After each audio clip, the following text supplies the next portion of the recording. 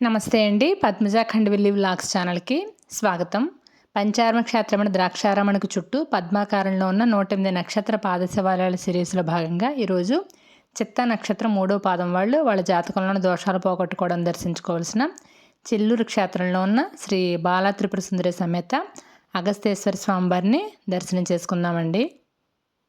చాళుక్యుల భీమమండలంలో ఉన్న ద్రాక్షారామ క్షేత్రానికి వాయువ్య దిశగా సుమారు ఒక 10 కిలోమీటర్ల దూరంలో ఈ చెల్లూరు గ్రామం ఉంటుందండి. ఇది తూర్పుగోదావరి జిల్లా రాయవరం మండలానికి చెందిన గ్రామం అన్నమాట.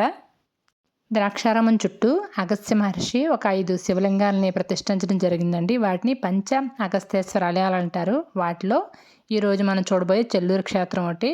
నిన్న కూడా ఆర్తమూరు క్షేత్రం చూసాం కదండి, అది కూడా ఈ 5 వాటిల్లోకి వస్తుంది.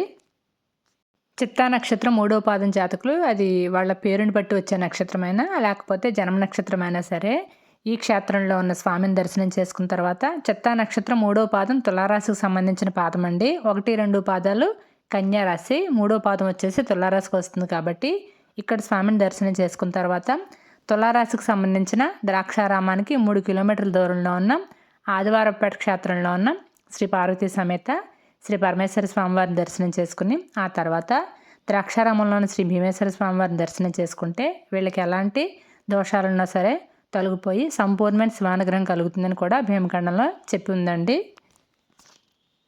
అలాగే చిత్తా నక్షత్రం 3వ పాదం వాళ్ళు వాళ్ళ పుట్టినరోజులు, పెళ్లి రోజులు అలాంటి శుభ సందర్భాల్లో కూడా ఇక్కడ స్వామిని దర్శించుకుని అర్చనల అభిషేకాలు చేయించుకుంటూ ఉంటారు. అంతేకాకుండా నెలలో చిత్తా నక్షత్రం ఉన్న టైంలో కూడా ఇక్కడ స్వామివారిని దర్శనం చేసుకుని అర్చనల అభిషేకాలు చేయించుకోవడం కూడా చాలా విశిష్టంగా భావిస్తూ ఉంటారు.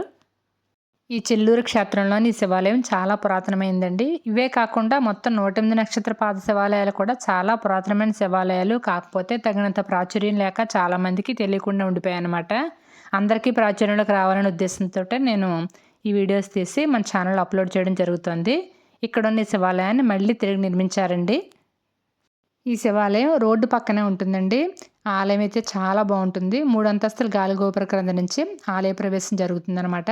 ఆలయ ప్రాంగణంలో ఒక నీలకంఠేశ్వర స్వామి లింగం కూడా ఉంటుంది. మనం స్వయంగా స్వామికి అభిషేకం చేసుకోవచ్చు.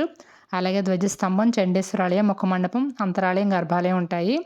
ఆలయ గోపుర శిఖరం పైన దేవతామూర్తుల శిల్పాలు చాలా చక్కగా ఉంటాయి.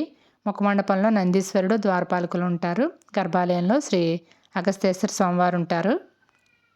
ఇక్కడ అమ్మవారు శ్రీ బాలా త్రిపుర సుందరి దేవి అండి. నవగ్రహ మండపం కూడా ఈ ఆలయంలో ఉంటుంది. ఇక్కడ క్షేత్రంలోని ఈ స్వామికి నిత్యం అర్చనలు, అభిషేకాలు జరుగుతూ ఉంటాయి.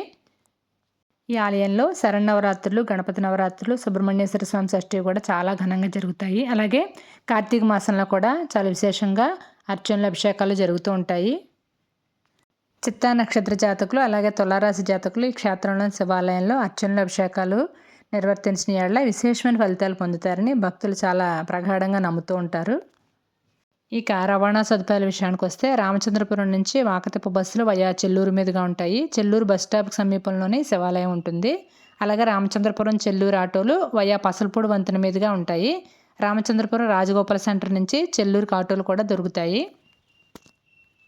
ఇప్పటి వరకు మన ఛానల్లో అప్లోడ్ చేసిన అన్ని నక్షత్ర శివాలయాల వీడియోలు కూడా ప్లేలిస్టులు క్రియేట్ చేసి ఛానల్లో పెట్టానండి. మీరు ఆ ప్లేలిస్టులు చూసుకుంటే ఇన్ఫర్మేషన్ మీకు దొరుకుతుంది. అలాగే భీమసభ వీడియో కూడా ఈ వీడియో పైన ఐకార్డ్స్లో పెడుతున్నానండి. భీమసభ వీడియో కూడా తప్పకుండా చూడండి. వీడియో నచ్చితే లైక్ చేయండి.